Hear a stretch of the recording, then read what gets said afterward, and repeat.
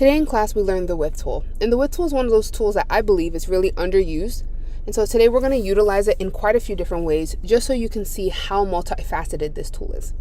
To start off with part 1, I'm asking you to take your name. You can use a nickname if you have a very long name. You're going to grab the letters here. They are editable. They're very thin lines.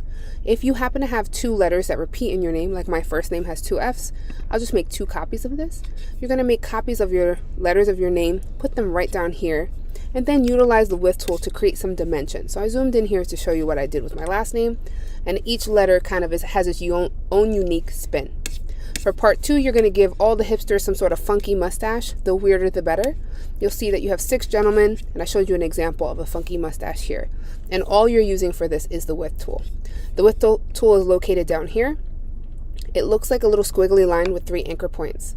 The quick key is Shift W on your keyboard. For part 3, I gave you examples on the left of what these lines should look like. I wanted you to see how you can take very simple lines and shapes and create really unique things just using the width tool. Reminder that if you want to manipulate one side of your stroke and not the other, you have to hold down Option or Alt on your keyboard while you drag.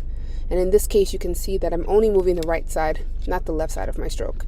If I don't hold down Option or Alt, both sides will move. As you move down, the images get a little bit more intricate. Part 4 asks you to put some depth to your character. Look at the images on the left and really try to imitate them with your images on the right. The thickness of the line and how I moved certain points to be a little bit more pronounced than others.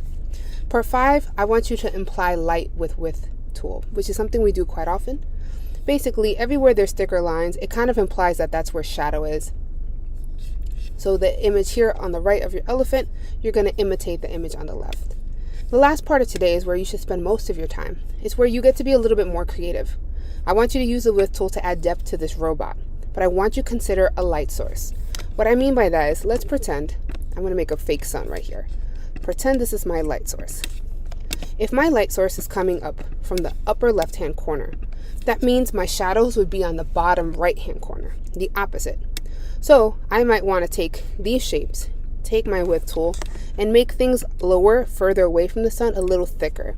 It gives the illusion of shadow. When I'm done adding depth to my whole robot, I can select it and change the fill to give a nice cool color scheme to my robot at the end. Get as creative as you like. Good luck and be patient.